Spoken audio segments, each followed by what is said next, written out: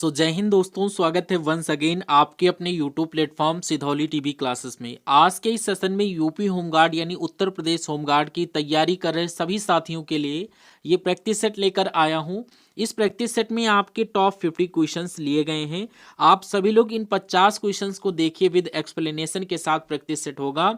और इसमें very most important question रखे गए हैं जो आपका रियल पेपर होगा 25, 26, 27 अप्रैल को। उसको क्रैक करने के लिए ये सभी क्वेश्चन आपके रामबाण साबित होंगे। एक भी क्वेश्चन आपको छोड़ना नहीं है। कंपटीशन आप लोग समझ सकते हैं, लेकिन कंपटीशन माने कुछ नहीं होता है। अगर आप योरज में देखें तो चैनल पर अपने 18,000 सब्सक्राइबर हैं। आप किसी भी बड़े से बड़े यूट्यूबर को देख लीजिए, अगर आप कंपटीशन की तुलना करें तो वहां पर देखिए एवरेज में व्यूज कितने जा रहे हैं।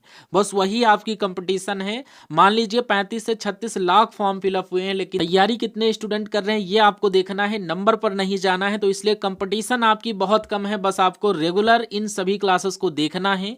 आप समझ सकते हैं 18,000 सब्सक्राइबर में से कम नॉर्मल आपके 15 से 1,500 व्यूज जा रहे हैं। इन लोगों में आपको फाइट करना है। तो अगर आप इन सभी क्लासेस को हमारी वॉच करते हुए चलेंगे तो मैं गारंटी के साथ कहता हूं आपके एग्जाम की क्रैक होने की संभावनाएं ज्यादा से ज्यादा बन जाती हैं। अगर आप इस प्रैक्टिस सेट को डेली फॉलो करते हुए चलते हैं, हमारी क्लासेस को डेली वॉच करते हुए चलते हैं, क्योंकि ये रियल पेपर सोल्यूशन की तरीके से ही क्लासेस आपको प्रोवाइड की जाती हैं।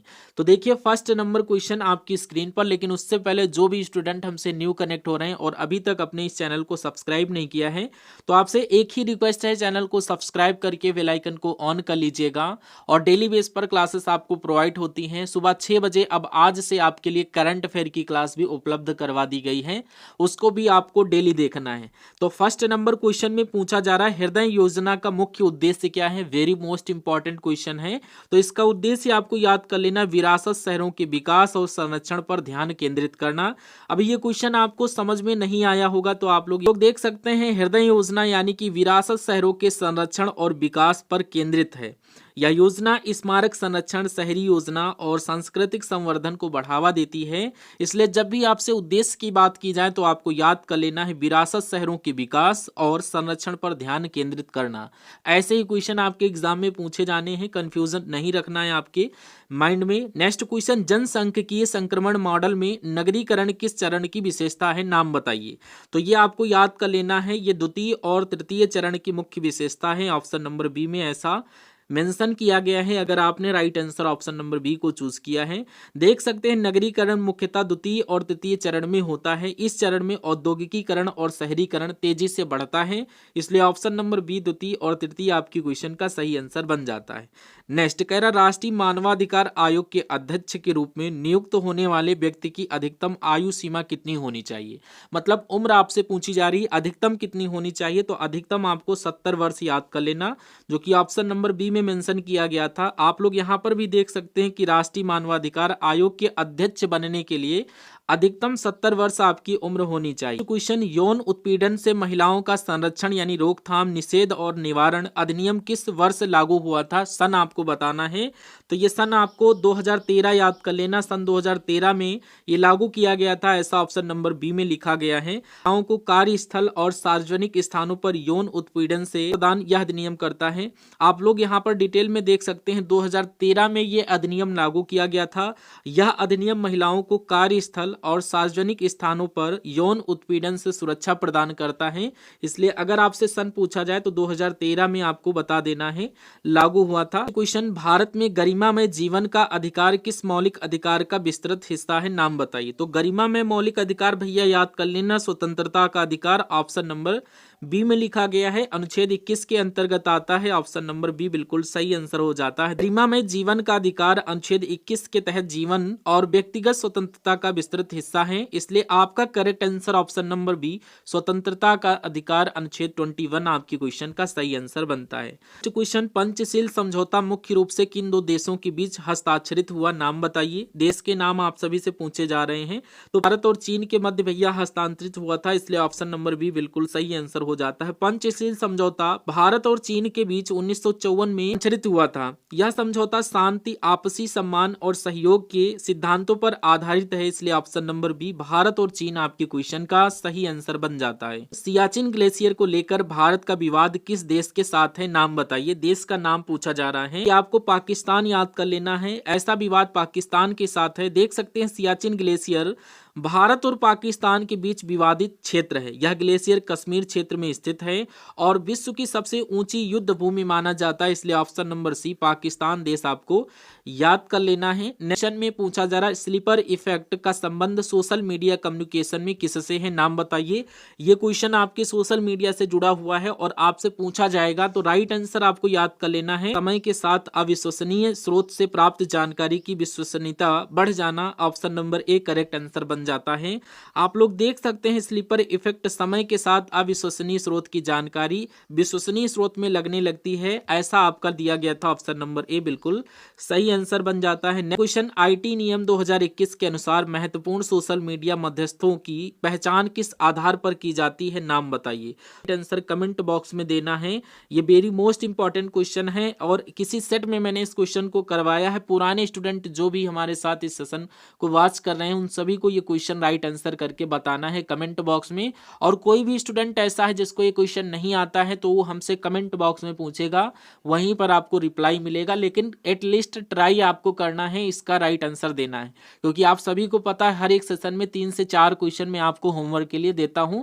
ये आपके लिए होमवर्क का काम रहता है। तो राइट आंसर आई होप आप लोग करेंगे। और सेशन अगर पसंद आ रहा है तो सेशन को लाइक कर देना। चैनल पर न्यू विजिट कर रहे हो तो चैनल को सब्सक्राइब कर देना जब तक कि आपका पेपर नहीं हो जाता है, ठीक है। और पीडीएफ आपको टेलीग्राम चैनल पर मिल जाती हैं। सभी लोगों को वहां पर टेलीग्राम चैनल सिधौली टीवी नाम से सर्च करके वहां पर आप लोग पीडीएफ अपनी डाउनलोड कर सकते हो। और ये क्लास आपको कैसी लग रही, एटलीस्ट 2 शब्द आपको क्लास के फीडबैक के रूप में देना है, क्लास के रूप में, ठीक है। नेक्स्ट क्वेश्चन देखिए, पोस्ट ट्रुथ के युग में सोशल मीडिया की क्या भूमिका है, नाम बताइए। तो सोशल मीडिया से जुड़ा हुआ क्वेश्चन, आप लोग सोशल मीडिया से ही कम्युनिकेट करते हैं तो याद कर लेना ऑप्शन नंबर ए वस्तुनिष्ठ तथ्यों की तुलना में भावनाओं और व्यक्तिगत विश्वासों का अधिक महत्वपूर्ण होना, यह आपका पोस्ट ट्रुथ युग में सोशल मीडिया की भूमिका है, इसलिए ऑप्शन नंबर ए आप लोग समझ सकते हैं।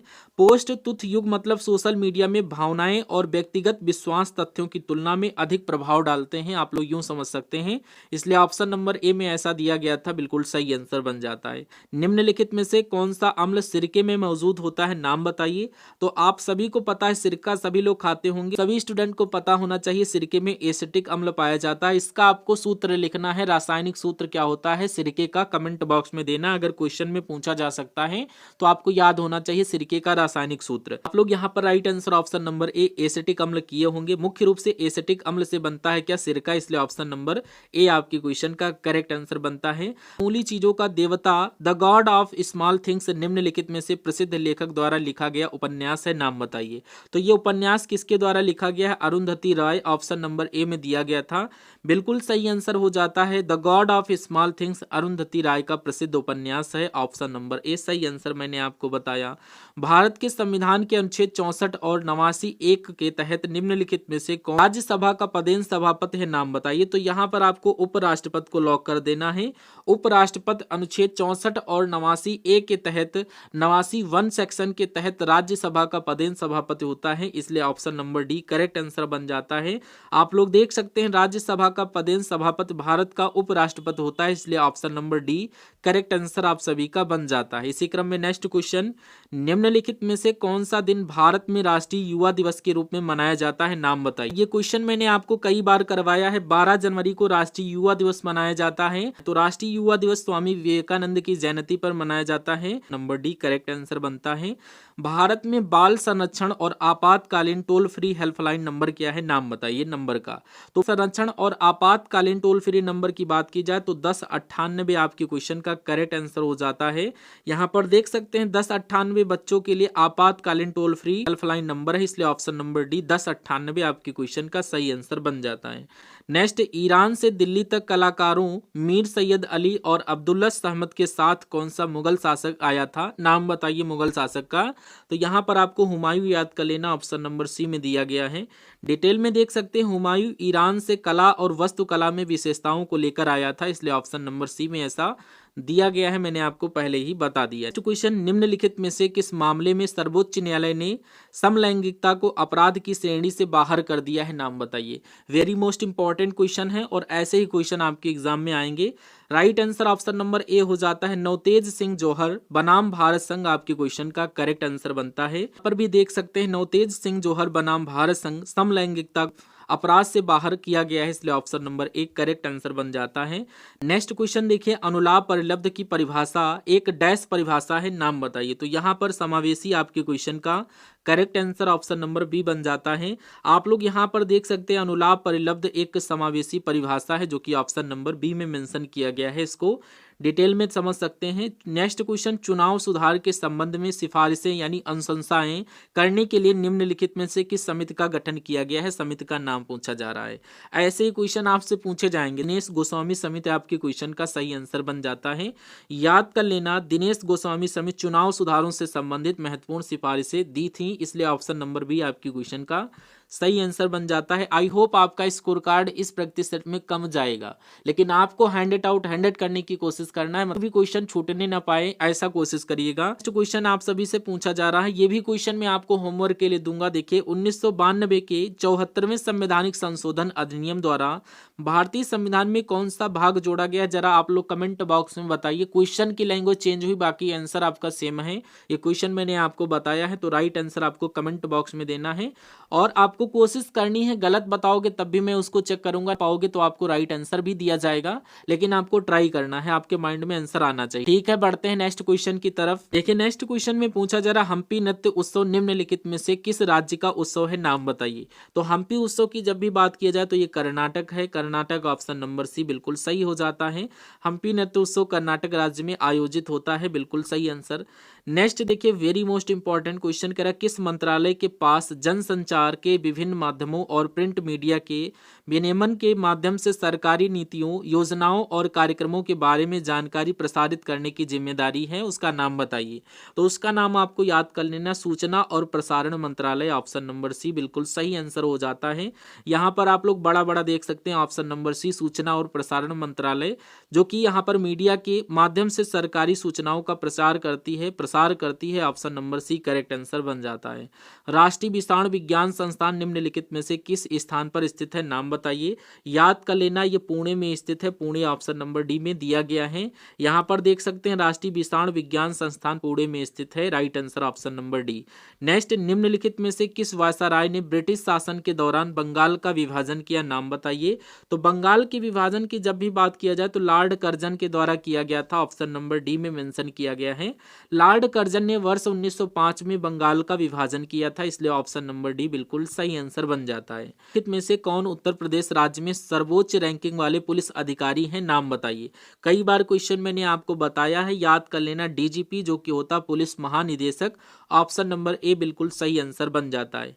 यहाँ पर देख सकते हैं डीजीपी यानी राज्य पुलिस का सर्वोच्च अधिकारी होते हैं, ऑप्शन नंबर ए बिल्कुल सही आंसर हो जाता है। यहाँ पर देख सकते हैं केंद्र सूचना आयोग का गठन किस अधिनियम के तहत किया गया, नाम बताइए। नेक्स्ट क्वेश्चन, केंद्रीय सूचना आयोग का गठन किस अधिनियम के तहत किया गया, अधिनियम का नाम अगर आपसे पूछा जाए तो याद कर लेना, ऐसा ऑप्शन नंबर डी में किया गया था, सूचना का अधिकार अधिनियम सन 2005 आपके क्वेश्चन का बिल्कुल सही आंसर हो जाता है। कितने स्टूडेंट को ये क्लास पसंद आ रही, जरा अपना नाम और डिस्ट्रिक्ट जरूर मेंशन करिएगा। एटलीस्ट आपको जय हिंद का नारा लगा देना है, क्लास में मौन नहीं रहना है। तो आप इन सभी क्वेश्चन का राइट आंसर करते हुए चलिए कमेंट बॉक्स में, और या फिर आप लोग अपना नाम और डिस्ट्रिक्ट जरूर बताइए और क्लास आपको कैसी लग रही है, 2 शब्द आपको क्लास के फीडबैक के रूप में देना है। तो राइट आंसर आपने ऑप्शन नंबर डी सूचना का अधिकार अधिनियम सन 2005 को लॉक किया है। आरटीआई अधिनियम 2005 केंद्रीय सूचना आयोग की स्थापना का आधार है, इसलिए ऑप्शन नंबर डी आपके क्वेश्चन का सही आंसर बन जाता है। नेक्स्ट क्वेश्चन में पूछा जा रहा है, जीएसटी परिषद में केंद्र सरकार के वोट की भारिता वेटेज क्या है, नाम बताइए। तो ये आपको याद कर लेना है, ऑप्शन नंबर ए कुल मतों का 1/3, ऑप्शन नंबर ए बिल्कुल सही हो जाता है। यहाँ पर देख सकते हैं जीएसटी परिषद यानी केंद्र सरकार के पास 1/3 वोट है, राज्यों के पास 2/3 वोट होते हैं, इसलिए ऑप्शन नंबर ए आपके क्वेश्चन का बिल्कुल सही आंसर बनता है। उत्तर प्रदेश में चित्रकारी की कला ने किसके शासनकाल के दौरान अपना चरम स्थान हासिल किया, नाम बताइए। तो शासनकाल में आपको जहांगीर याद कर लेना, ऑप्शन नंबर ए बिल्कुल सही हो जाता है। प्रिंटिंग यहाँ पर इनकी फेमस हुई थी, आपको पता है क्या? नहीं पता है तो आप लोग देख सकते हैं। जहांगीर का काल मुगल मिनिएचर पेंटिंग का स्वर्ण काल माना जाता है, इसलिए ऑप्शन नंबर ए आपने लॉक किया होगा तो बिल्कुल सही आंसर हो जाता है। सार्वजनिक स्थान पर मोटर वाहन चलाने वाले व्यक्ति के पास प्रभावी ड्राइविंग लाइसेंस होना चाहिए या मोटर वाहन अधिनियम 1988 के तहत अनिवार्य है, तो ये किस धारा में किया गया, इसका वर्णन याद कर लेना। धारा 3 में इसका वर्णन किया गया, ऑप्शन नंबर डी बिल्कुल सही आंसर हो जाता है। 3 बिना वैध लाइसेंस वाहन चलाना अपराध है, इसलिए ऑप्शन नंबर डी बिल्कुल सही आंसर हो जाता है। नेक्स्ट देखिए, पर्यावरण को प्रदूषित करने वाले किसी भी ठोस तरल या गैसीय पदार्थ की उपस्थिति को डैश कहा जाता है, उसको क्या बोलते हैं? उसको बोलते हैं पर्यावरणीय प्रदूषण। ऑप्शन नंबर बी आपकी क्वेश्चन का सही आंसर हो जाता है। यहाँ पर देख सकते हैं पर्यावरणीय प्रदूषक जो पदार्थ पर्यावरण को नुकसान पहुंचाए उसको बोलते हैं, इसलिए ऑप्शन नंबर बी आपकी क्वेश्चन का सही आंसर बन जाता है। क्वेश्चन, सरकार का वह खाता जो केवल चालू वित्तीय वर्ष से संबंधित है डैश में शामिल है, तो ये पूंजीगत बजट में शामिल है, ऑप्शन नंबर सी बिल्कुल सही आंसर हो जाता है। देखते हैं पूंजीगत बजट यानी ऋण निवेश संपत्ति से जुड़े लेन देन शामिल होते हैं, इसलिए ऑप्शन नंबर सी पूंजीगत बजट आपकी क्वेश्चन का सही आंसर बन जाता है। पूछा जा रहा, मथुरा के पास मठ के एक मंदिर में किन शासकों की विशाल मूर्तियां प्रतिष्ठापित पाई गई हैं, नाम बताना है। तो ये आपको कुषाण आपको याद कर लेना है, ऑप्शन नंबर सी बिल्कुल सही आंसर हो जाता है। मठ मंदिर मथुरा कुषाण शासकों की विशाल प्रतिमाएं प्राप्त हुई हैं, इसलिए कुषाण आपके क्वेश्चन का सही आंसर बन जाता है। और इसी क्रम में नेक्स्ट क्वेश्चन में पूछा जा रहा है, मोगाओ गुफाएं जिन्हें हजारों बुद्धों की गुफाएं भी कहा जाता है, निम्नलिखित में से किस देश में स्थित है? देश का नाम बताना है। तो ये चीन में स्थित है, चीन ऑप्शन नंबर बी में दिया गया है। याद कर लेना, मोगाओ गुफाएं बौद्ध कला का प्रमुख केंद्र है, इसलिए ऑप्शन नंबर बी चीन आपके क्वेश्चन का सही आंसर बन जाता है। नेक्स्ट क्वेश्चन आप लोग देखिए, कह रहा है व्यावसायिक उपयोग के लिए सब्जियां फूल और फल उगाना निम्नलिखित में से किस नाम से जाना जाता है? तो इसको हम लोग बोलते हैं horticulture. Horticulture option number B में दिया गया है, जो कि बिल्कुल सही आंसर बन जाता है। आप लोग देख सकते हैं हर्टिकल्चर ये फल फूल और सब्जी उत्पादन से संबंधित, इसलिए ऑप्शन नंबर बी बिल्कुल सही आंसर आपके क्वेश्चन का बन जाता है। इसी क्रम में नेक्स्ट, निम्नलिखित में से भारत के किस बंदरगाह को अरब सागर की रानी के नाम से भी जाना जाता है, नाम बताइए। तो इस बंदरगाह का नाम क्या है आपको पता है? इसको याद कर लेना, कोची बंदरगाह के नाम से जानते हैं। ऑप्शन नंबर डी में लिखा गया था कोची बंदरगाह अरब सागर की रानी के नाम से ये प्रसिद्ध है, इसलिए ऑप्शन नंबर डी बिल्कुल सही आंसर बन जाता है। राष्ट्रीय एकता परिषद की पहली बैठक किस वर्ष में आयोजित की गई थी? सन पूछा जा रहा है, याद कर लेना 1962 यानी 1962 आपके क्वेश्चन का correct answer option number D बन जाता है। एकता परिषद राष्ट्रीय एकता को मजबूत करने हेतु गठित की गई थी 1962 में, इसलिए ऑप्शन नंबर डी आपके क्वेश्चन का राइट आंसर बन जाता है। रामसर सम्मेलन से संबंधित कौन है बताइए? रामसर सम्मेलन की बात की जाए तो आर्द्रभूमि ऑप्शन नंबर बी आपके क्वेश्चन का सही आंसर हो जाता है। सम्मेलन आर्द्र भूमियों के संरक्षण से जुड़ा हुआ है, इसलिए ऑप्शन नंबर बी आपके क्वेश्चन का सही आंसर बन जाता है। नेक्स्ट क्वेश्चन में पूछा जा रहा, भारतीय संविधान का कौन सा अनुच्छेद राज्य को मातृत्व राहत प्रदान करने का निर्देश देता है, नाम बताइए। अनुच्छेद याद कर लेना 42 आपके क्वेश्चन का करेक्ट आंसर बन जाता है। ऐसा अनुच्छेद 42 में वर्णन किया गया है, मातृत्व राहत व मानवीय कार्य परिस्थितियां, ऑप्शन नंबर सी आपके क्वेश्चन का सही आंसर बन जाता है। और इसी क्रम में नेक्स्ट क्वेश्चन देखिए, भारतीय संविधान का कौन सा अनुच्छेद समान कार्य के लिए समान वेतन से संबंधित है, नाम बताइए। तो ये कई बार क्वेश्चन मैंने आपको करवाया है, ऐसा अनुच्छेद 39 में वर्णन किया गया है, ऑप्शन नंबर ए बिल्कुल सही आंसर हो जाता है।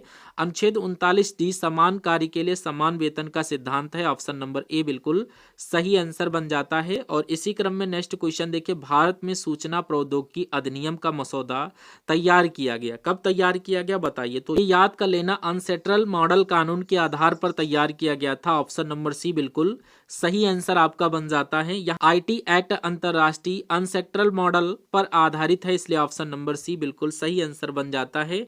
जब भी पूछा जाए भारत में सूचना प्रौद्योगिकी अधिनियम का मसौदा तैयार हुआ या तैयार किया गया, तो आपको याद कर लेना इस क्वेश्चन का राइट आंसर। क्वेश्चन, प्रधानमंत्री नरेंद्र मोदी के जीवन पर आधारित पुस्तक मोदी का मिशन के लेखक कौन है बताइए। तो इसके लेखक कौन है भैया? इसके लेखक हैं वर्जिश देसाई, ऑप्शन नंबर सी आपके क्वेश्चन का सही आंसर हो जाता है।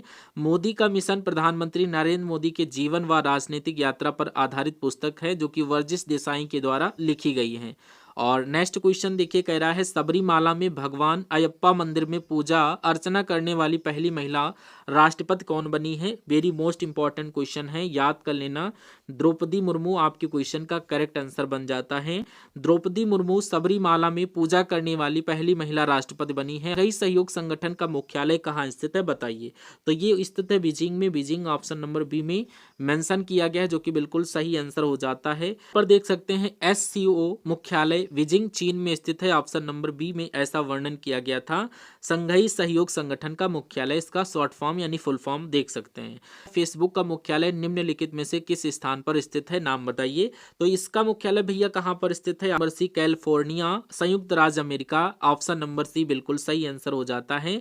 फेसबुक का हेडक्वार्टर कैलिफोर्निया USA में स्थित है। ऑप्शन नंबर सी में ऐसा मेंशन किया गया है। भारतीय संविधान का अनुच्छेद 30 किससे संबंधित है, नाम बताइए। तो अनुच्छेद 30 की जब भी बात की जाए तो अनुच्छेद 30 की बात की जाए तो याद कर लेना शिक्षा संस्थाओं की स्थापना और प्रशासन करने का अल्पसंख्यक वर्गों का अधिकार अनुच्छेद 30 में वर्णित किया गया भारतीय संविधान के। इसलिए ऑप्शन नंबर बी आपके क्वेश्चन का सही आंसर बन जाता है। यहाँ पर देख सकते हैं अनुच्छेद 30 अल्पसंख्यकों को शैक्षणिक संस्थाएं चलाने का अधिकार देती है। इसलिए ऑप्शन नंबर बी आपके क्वेश्चन का सही आंसर बन जाता है। नेक्स्ट देखिए जमींदारी व्यवस्था की शुरुआत किसने की, नाम बताइए। तो जमींदारी व्यवस्था, ये कल भी क्वेश्चन आपका रिपीट हुआ था, लॉर्ड कॉर्नवालिस आपके क्वेश्चन का सही आंसर बनता है। कॉर्नवालिस 1793 में स्थायी बंदोबस्त लागू किए, इसलिए ऑप्शन नंबर सी आपके क्वेश्चन का करेक्ट आंसर बन जाता है। परमानेंट सेटलमेंट आपके क्वेश्चन का correct answer option number C Lord Cornwallis हो जाते हैं। उत्तर प्रदेश विधानसभा में कितने निर्वाचित सदस्य होते हैं, नाम बताइए। तो ये आपको सदस्यों की संख्या याद कर लेना 403 ऑप्शन नंबर ए में मेंशन की गई है। यहाँ पर देख सकते हैं उत्तर प्रदेश विधानसभा में कुल 403 निर्वाचित सदस्य पाए जाते हैं। नेक्स्ट अगला एशियाई खेल कहाँ होगा। अगले एशियाई खेल की बात करें तो ये आपका चीन में होगा।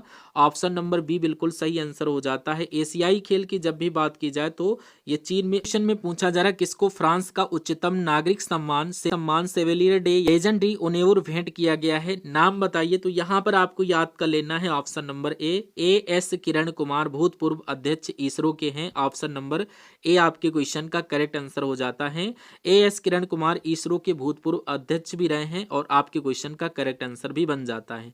आज के सेशन का अंतिम क्वेश्चन आपकी स्क्रीन पर, इसका राइट आंसर आप लोग कमेंट बॉक्स में दीजिएगा। देखते हैं कितने स्टूडेंट इस क्वेश्चन को राइट करते हैं। क्वेश्चन में ये पूछा जा रहा है निम्नलिखित में से कौन सा अंतरराष्ट्रीय पुरस्कार पत्रकारिता के क्षेत्र में सर्वोत्तम योगदान के लिए दिया जाता है। क्वेश्चन बहुत इंपॉर्टेंट है और कई एग्जामों में ये रिपीटेड हुआ प्रीवियस ईयर का क्वेश्चन है। तो आई होप ये क्लास आपको पसंद आई होगी। अगर पसंद आई है तो क्लास को लाइक नहीं किए तो प्लीज आप लोग क्लास को लाइक करके, चैनल पर न्यू विजिट कर रहे हो तो चैनल को प्लीज सब्सक्राइब करके आइकन को प्रेस कर लेना, ताकि जो भी क्लास मैं आपके लिए लेकर आऊँ उसकी नोटिफिकेशन आप तक पहुंचे और आप हमारी सभी क्लासेस को वॉच कर सकें। और हम सभी लोग मिलते हैं आगे नेक्स्ट आने वाले सेशन में। तब तक के लिए जय Hind. Thank you for watching this session. Feedback देना मत भूलिएगा, 2 शब्द आपको क्लास के लिए जरूर लिखना है, ठीक है।